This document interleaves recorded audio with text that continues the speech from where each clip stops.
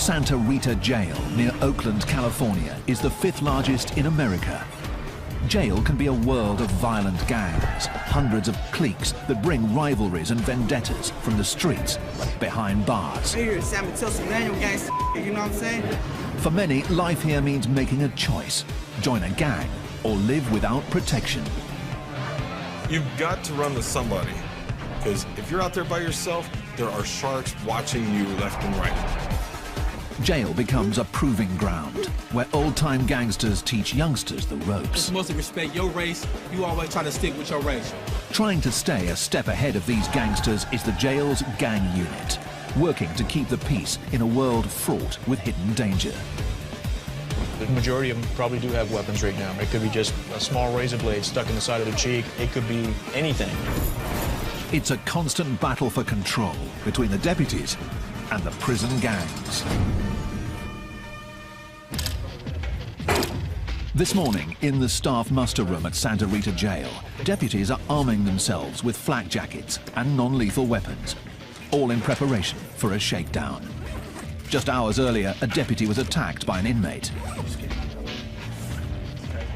We're going to be going out to, starting out with Housing 33. We're going to be doing a shakedown in that housing unit. We did have a deputy that was assaulted this morning, as you guys know. We're just going to go back down there and reestablish some control and remind these guys that this is our house. Are we ready? Yep, we're ready. The assault happened in the early morning hours. During a routine transfer, an inmate saw his opportunity and struck. Jail is a world where violence is a constant threat. In cases like this, the response must be swift, measured, and decisive. And when deputies head out into general population, they have to be prepared. Inmates may resist or fight back. Each situation is different, and the jail must respond with the appropriate force and numbers. In the case of shakedowns, the element of surprise is key. East side, gentlemen, I need everybody on your feet. Do not go to your drawers. Get up, get dressed. Searches like these are a fixture of life here at Santa Rita Jail. But when a deputy is attacked, everything becomes more intense, and even the slightest show of defiance can get an inmate handcuffed. Turn around, put your hand behind your back. Stop. Let's go. The deputies search every cell and turn over every bunk. Their aim is to find contraband, like weapons, drugs, and alcohol. Already the search is getting results. They uncover dozens of containers of homemade alcohol called Pruno. Throw some sugar in there and apple juice, and then just tighten it up, and it just starts fermenting. It's the catalyst for a lot of fights. People start drinking, and they get that liquid courage, and then a lot of fights break out. We do this on a routine basis. However, if you're going to be that housing unit that today you're going to threaten our staff, well, we move you to the top of the list. And today, they threaten our staff. Based on an assault that took place this morning, we move them to the top of the list. More than 150 inmates will be searched today, yielding gallons of alcohol. But the fight for control here is never ending, driven by one simple fact. This is the 5th largest jail in America.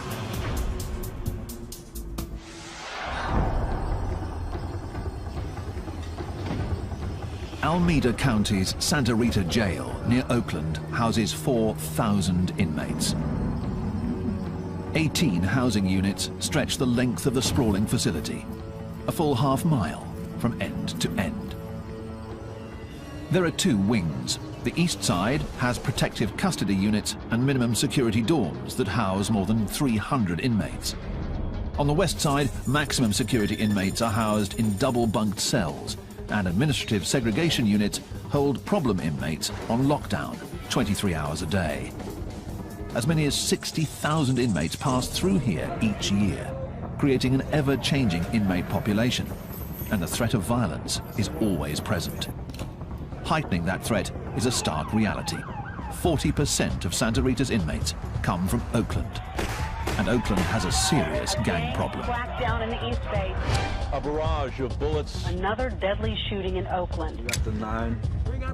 The gangs here have contributed to a violent stretch in Oakland. More than 100 murders 4 years running, and over 22,000 violent crimes.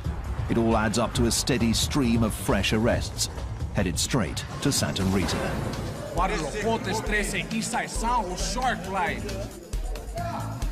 The streets of Oakland set the tone here, and roughly half of the inmates have gang affiliations and often bring vendettas and rivalries with them from the street. Keeping control means constant vigilance that begins the moment inmates walk through the door. Deputy Terry Carson is working at the intake area, known as ITR.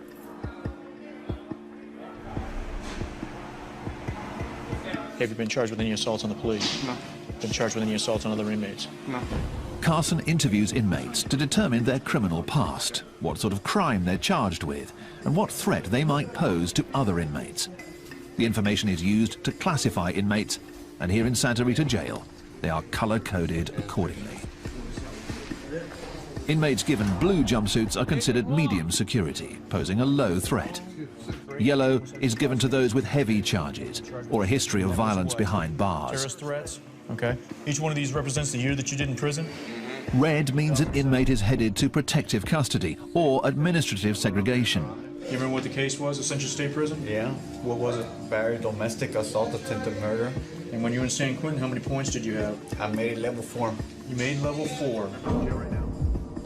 It is classification born out of necessity, an attempt to keep the peace. It's that big 1-3 homeboy that you knew. Barrio Pobre, Sureños, 831, Costa Central. With so many gang members at Santa Rita, making sure rivals are separated is key.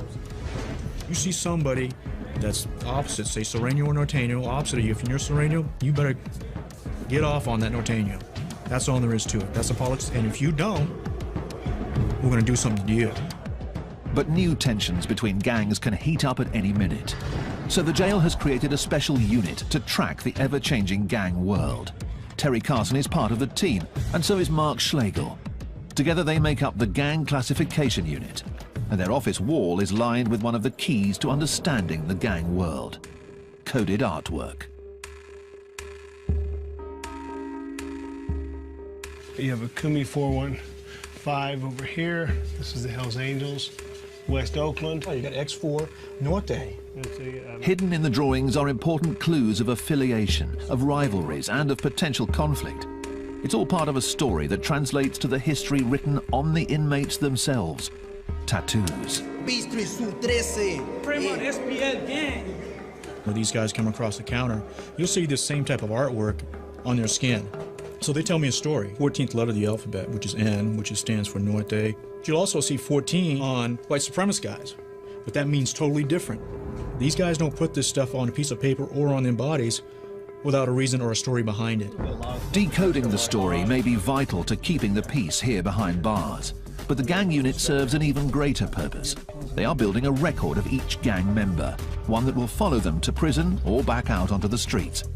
It's valuable intelligence that gets shared with corrections and police alike.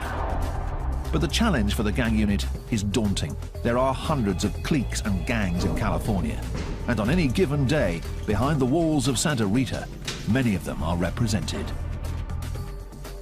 You got border brothers, you got everybody, Paisas, blacks, whites. If enemies are housed together, violence will follow. And right now, in Maximum Housing Unit 6, is a graphic reminder of that reality.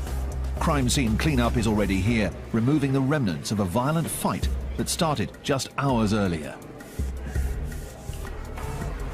Yeah, we had just opened the doors for dinner feeding.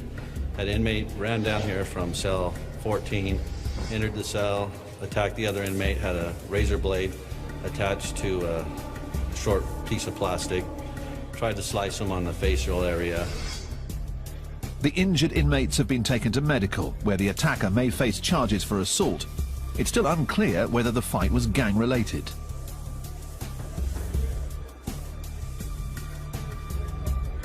Here's a tier, and here's like the bottom floor. And the cell block. I still don't get the dice, though. The unit is under constant pressure to get it right, to decode thousands of pieces of intelligence and gang writings. It's blood, but it's blood.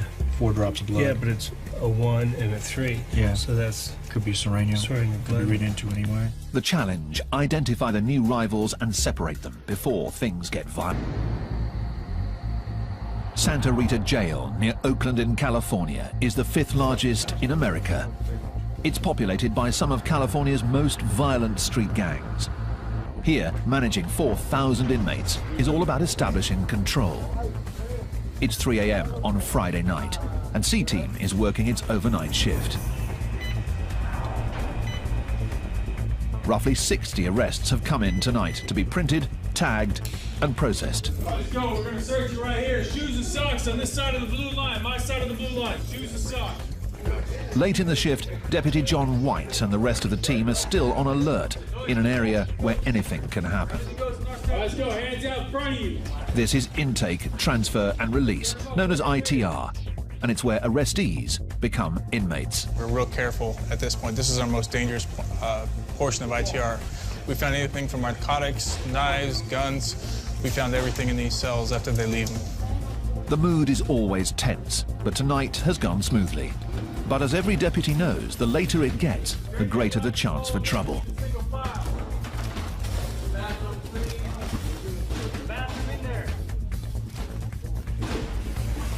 We're roughly 10 hours into our shift right now. Every minute, every second, you have to be attentive to all your surroundings. Around the corner in the pat-down area, that vigilance pays off when an inmate makes a move at a deputy.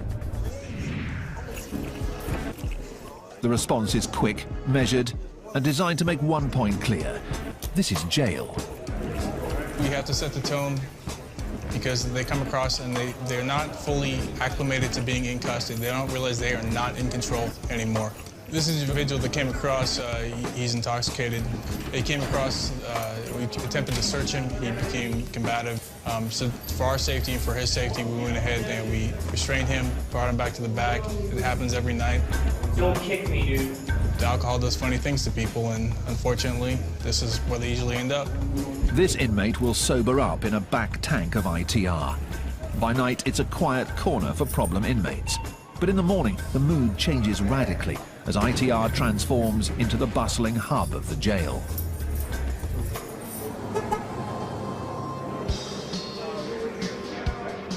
There are more than 30 tanks here, and on average, 400 inmates move through here each day. On busy days, that number goes as high as 600. Every inmate on their way to and from court, headed off to prison, being processed or released, comes through these halls. Gentlemen, make room. We'll be leaving shortly. Control is key here, but can prove difficult in an area where the deputies are outnumbered. You've got, anywhere from 8 to 12 people on a shift working down here, but at any given time, you could be working with up to 300 inmates. It's 1:50. That means it's the last bus before count goes up. So let's get it done. Noise check it.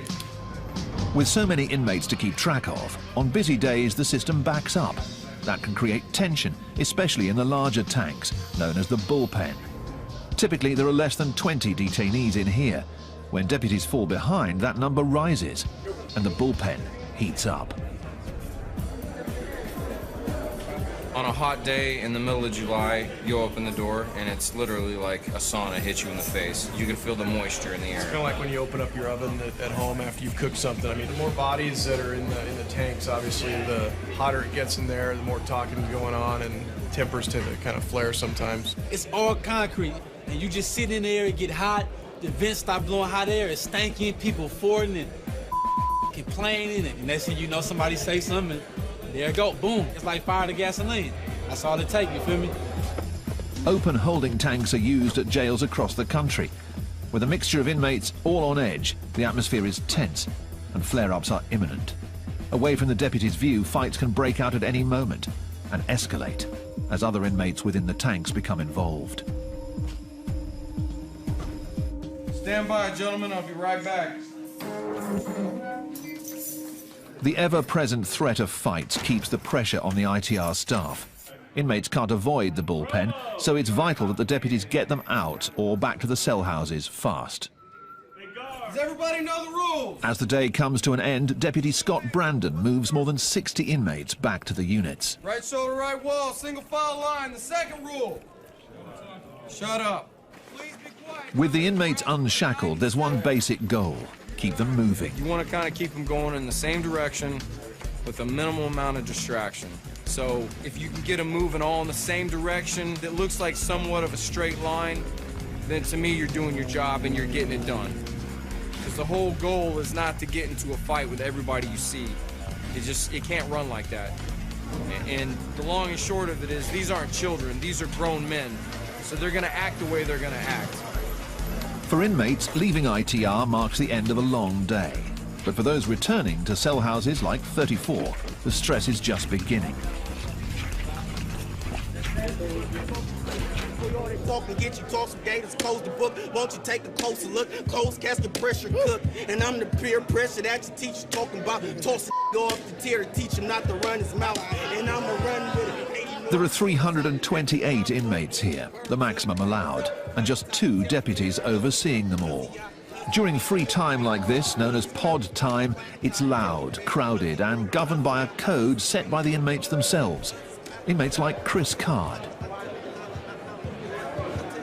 It's mostly respect your race. You always try to stick with your race, you know what I mean?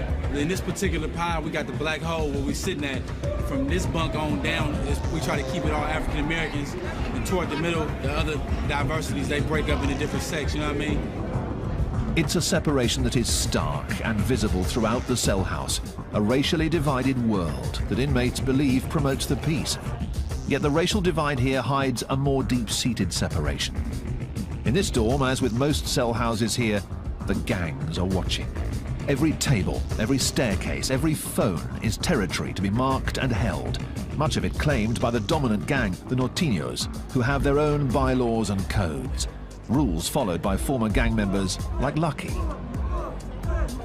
Everybody has a role, okay? It's like a body, you know? Like, everyone has a role in the gang. Everybody does.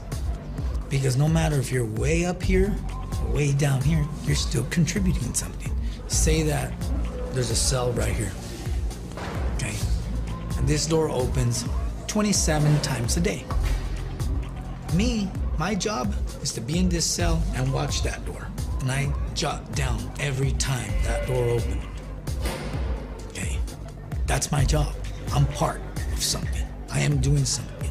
When you're in a gang, in a Norteño gang setting, it's by law you work out. If you don't, you will be disciplined and you'll be dealt with accordingly. That's the way it is. The gangs and codes here provide a structure, making it both a jail and a recruitment ground. Though inmates claim that segregation keeps the peace, fights do break out. And when this happens, it's each race and each gang for themselves. Me, my understanding, all my we gonna rock. If it go down, we gonna rock. Ain't no hands down, no question about nothing, man. If it kick off, man, we finna get on top of your helmet, man. Straight up, take no prisoners, cause you ain't about to, I'm not finna go home in no bag.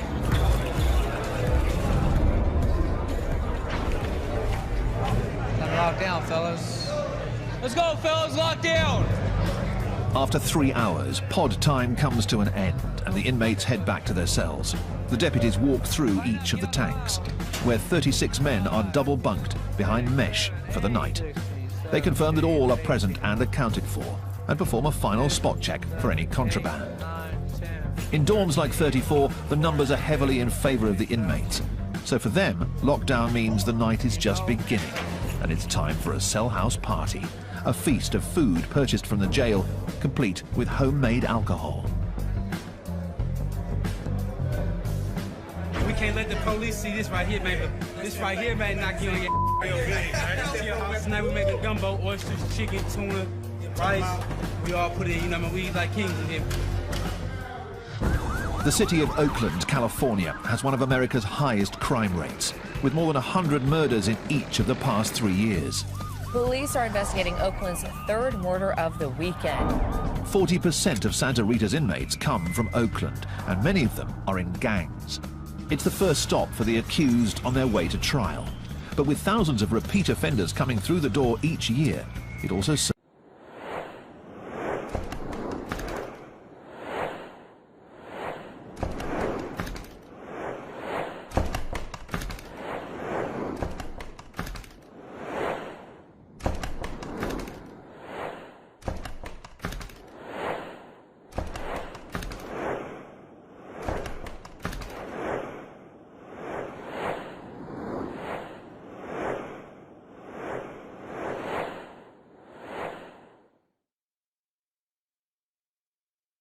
serves another purpose. Santa Rita is like a training ground for prison. On the jail's east end, dorm 34 is heading outside for a weekday ritual. Yard call. All 328 inmates are out together, and while it may seem like a time for recreation and games, there's much more going on than meets the eye. From the guard tower above, deputies Mark Schlegel and Terry Carson of the Gang Classification Unit look on.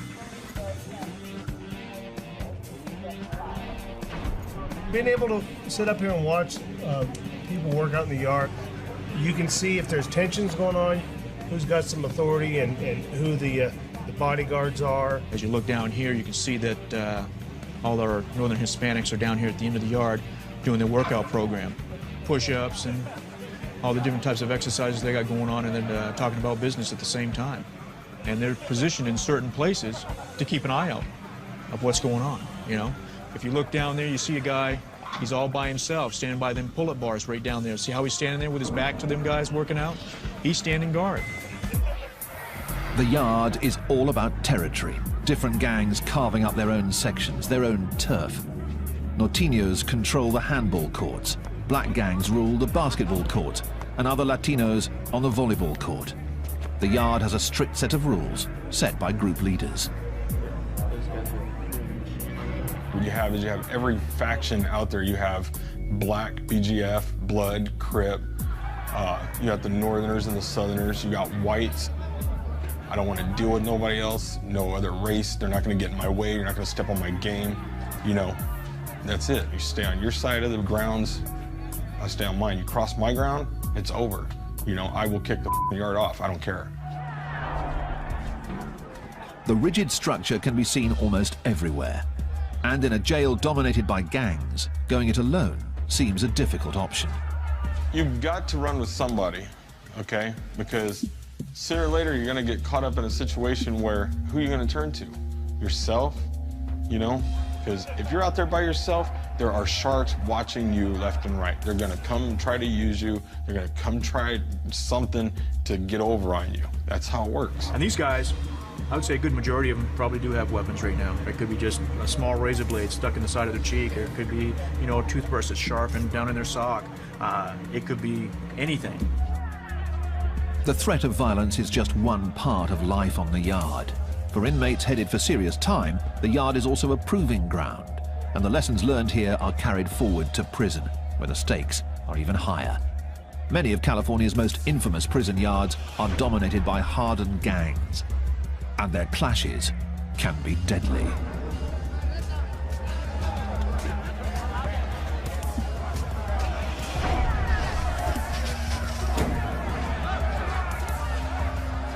Even in this seemingly chaotic environment, the rules of engagement are strict and clear. Whoever's having the issues against each other, their channel or their shot caller will come and let you know, hey, back the up for a while, we're going to go get off. If you want to get involved, let us know. You have to know who's who over or who's helping who out to know when it's going to jump off. But you can pretty much tell. I mean, you'll see it. You'll see the grouping up. You'll see everybody getting in position, and then next you know, it's mayhem. This riot at California's Pelican Bay prison probably started after tensions built between rival gangs. The conflict lasted for more than half an hour as corrections officers tried to regain control. In the end, more than 20 inmates were injured. The threat is always there. You could walk past some guy and look at him just like, you know, the sun be in your eyes, and you look at him with your eyes like, you know, and then he'll run up on you. What the hell are you looking at? Nothing. Oh, I'm not nothing? See, and it could go just a domino effect of, you know, you're just saying the wrong things. The constant threat of violence has created a surprising shift. Gang members behind bars are turning their backs on gangster life. They're called dropouts, and they make up more than half of the inmates in protective custody here at Santa Rita. And Brian Curlis is one of them. Leaving gang life behind is no easy task. Curlis is in on a parole violation and is waiting for his sentence, which could mean a return to prison. He has a coveted job as a pod worker, but his criminal record makes him a 3 strikes candidate, meaning a new charge could get him a life sentence. And as a former gang member, the aggressive mentality runs deep. It's like now I'm a worker here. I tell people straight up, if you don't like the way I'm doing something, here's where I live. Come and see me at breakfast, you know? I don't have no problem with it. But at the same time, I don't want to get in a fight because I'm a 3-strike candidate, you know? It's like, I don't know. Curlis is walking a fine line. One slip could land him behind bars for 25 years to life. Santa Rita Jail holds criminals from some of Oakland's most dangerous gangs. For gang members, cell houses and yards are a harsh training ground where the inmates are indoctrinated into the gang code. For the deputies, keeping the peace is a never-ending challenge that requires more than just watching over the inmates. It requires constant surveillance and vigilance. And today, in Dorm 32, deputies Carson and Schlegel of the gang unit are following up on some fresh intelligence. Time for pod time, pod time. Lower tier, stay off the carpet. Upper tier, stay off the stairs. Once all the doors are closed, I'll flash the lights. Again, this is pod time. Apparently about a week ago, from the information we're getting, they removed some of the guys that had a lot of say in this pod for the Northern Hispanics. They were taken out. And during that time, you have a void there, so there's always going to be a little power struggle within the group to say who's going to step up and call the shots. In the rigid gang structure behind bars, the shot caller is the one in charge. He runs the dorm, decides who fights who, but he also keeps the peace. Without him, even more fights could break out. So the gang unit is trying to figure out who is stepping up next. Figuring that out can be tough in this constantly shifting environment. One of the things that they do as leaders is to help train everybody else that's coming in here, or make sure that people understand, you know, the structure in there. This is a county jail. When you're in the county jail, it's not like we're in prison where people are in there for years at a time. They're in for short periods of time, and so there's a lot of turnover and there's a lot of people coming and going. That constant turnover is one of the key challenges to keeping control here. Santa Rita sees nearly 60,000 inmates each year from all over Alameda County, so rivals from the street can easily end up housed next to each other, and that can spell trouble. Just as the jail is constantly looking to classify any incoming gang members, the gangs themselves have their own strict classification process. And just like the jail, it begins from the moment an inmate walks into a new cell house. When they come in, they have to check in, and when they check in, they have to give, from the time they started coming into custody, first crime that they ever committed to up until now, they have to list each and every crime that they committed, where they went, where they stayed, what state prison they were in, who this cellie was, and all that stuff. So they have to have that track record there. It's like writing up their resume. These gang resumes are compiled on notes and are the key means of communication between the gang members. The writing on the note is tiny, called micro-writing, and some get moved throughout the facility and checked out for intelligence on new inmates. Information flows from one end of this facility to the other end of the facility on a daily basis. And the reason why it does that, and our central location, a point is, if they want to get information out, they can put it on laundry carts, they can put it on our food carts, and go back to our kitchen area, which our minimum inmates work. And if they want to get information for, say, Housing Unit 7, the worker can go out there and put it onto a food cart or a laundry cart. It's an underground background check, a poll taken of the inmates in the jail to see whether a new arrival checks out and can be trusted. If a new gang member checks out, he assumes his role in the gang structure. If the information doesn't check out, the consequences can be severe. And over in the muster room for the maximum security side of the jail, a unit is gathering for an urgent mission. A deputy has intercepted a note that contains hints that there's a weapon in Housing Unit 7.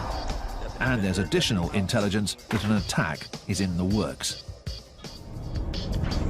One of the guys in B-Boy Pod is saying that they have a weapon, one RB constructed into a tomahawk. We're assuming RB is a razor blade. So that's kind of what we're going to be looking for. It could have been passed from B, obviously anywhere in the house. We're going to do A, B, and C pod as a search. In addition to rumors of a weapon in the dorm, the note lists the names of some norteños housed there. I have a list here A, B, and C pod of some of the Norteño known and just known affiliates. This dorm is the target for today's raid. Finding the weapon is the mission. It could be tucked in a book, could be anywhere. It could be a mattress that's sliced open, stuck in the foam, you know, anywhere. So we want to make sure we do a good job, especially with the northerner cells. We'll just go in, you know, do our job, get it done. The team moves out to housing unit 7, where the inmates are already on lockdown. When the deputies arrive, the water is shut off to prevent anything from being flushed down the toilets. We're ready. Put on your shirts, step out. An operation like this relies on speed, getting all of the inmates out of their cells before they have a chance to destroy evidence. Pull your shirt down, pull your shirt down, pull your shirt down. Those who buck the system are immediately removed.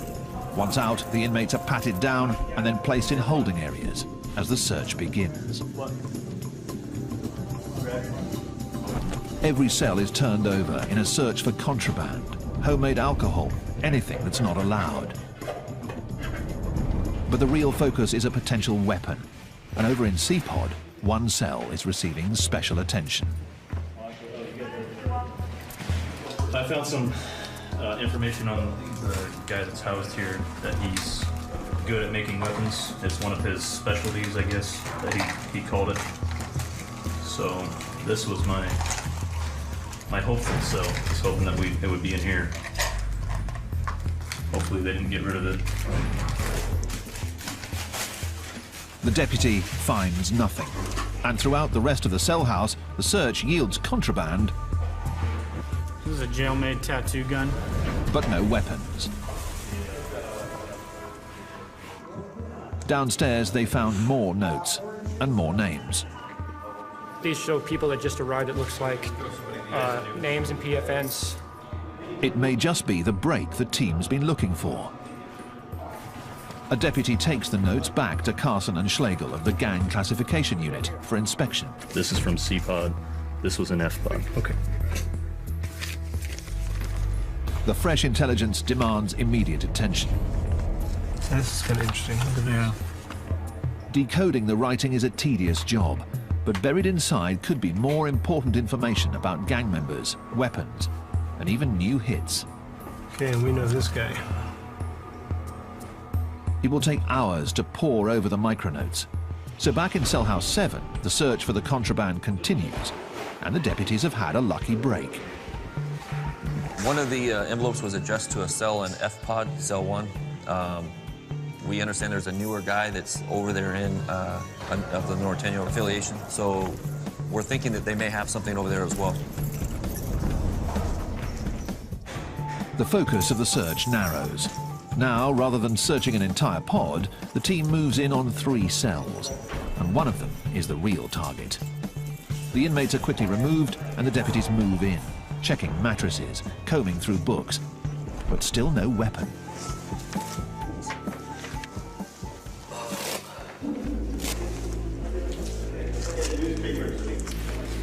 Out in the common space, a deputy spots something wedged under the television.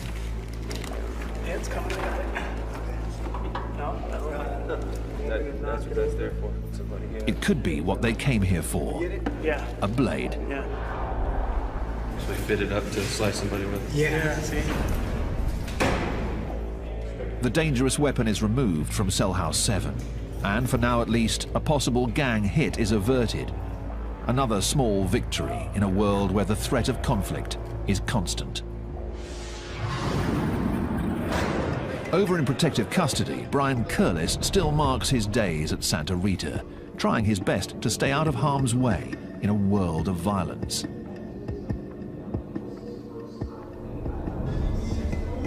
Curlis is on a parole violation, but has turned his back on gang life. It's a decision that makes him a constant target, even here in protective custody. I don't think you're any safer here than you are on the main line. At any time, anything you do, you know, you sit at the wrong table, you use the wrong shower, it could get you hurt. Gang members despise dropouts. They are traitors of the highest order. That makes them targets wherever they go. especially behind bars, where gangs set the unofficial rules. While gang initiation is often violent, getting kicked out is even worse. It's called a removal, a quick but violent act where a gang member slices another in the face with a weapon. The slice leaves a permanent mark and lets other gang members know that the target is a dropout, what they call no good. I've seen people get their face sliced open, half their ear knocked off, all the way across. To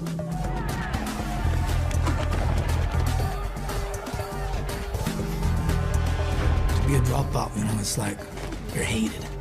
You're hated a lot. People literally 100% want to kill you.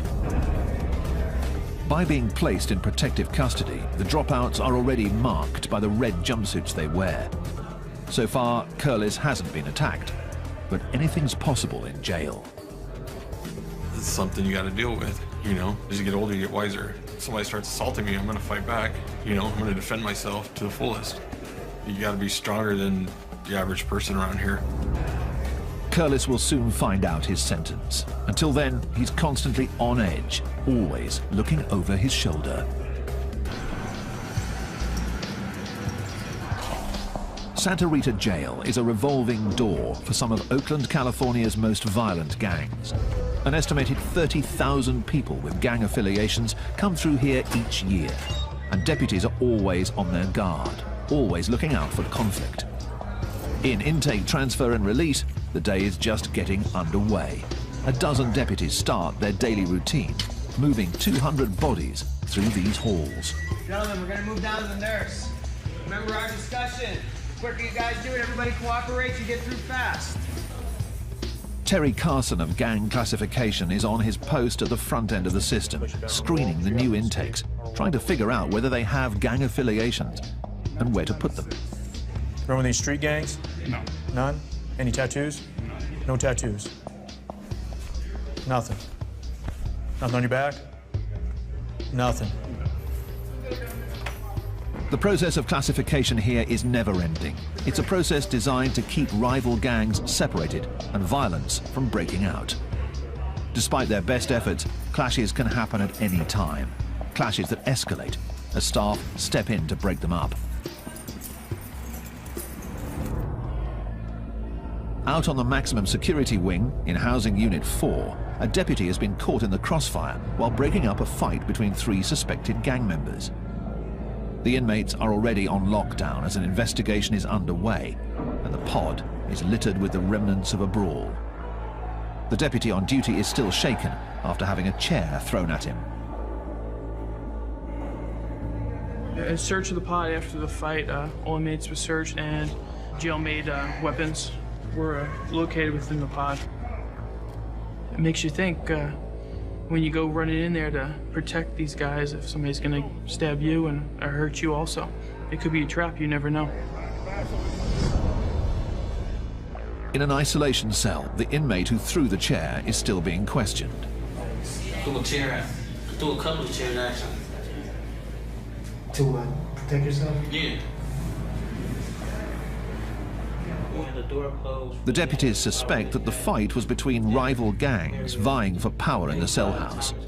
Since a deputy was involved, the punishment is stiff.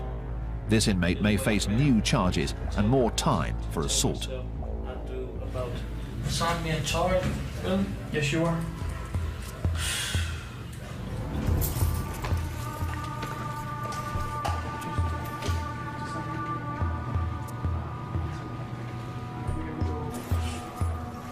New charges are something that every inmate dreads. They can mean more time behind bars.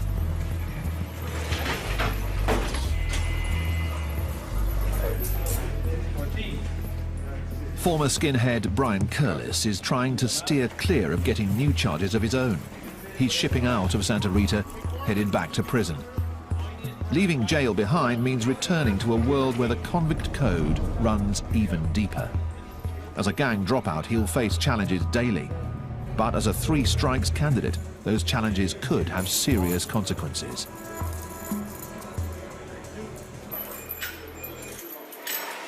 I have too much violence on my jacket to where if I even slap somebody in prison for mouthing off at me, I could do life, you know, but I'm gonna drop out right now. I've gotten out of it because what am I gonna do?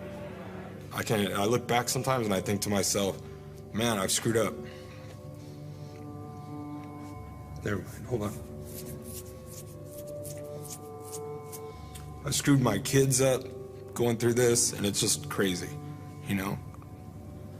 So.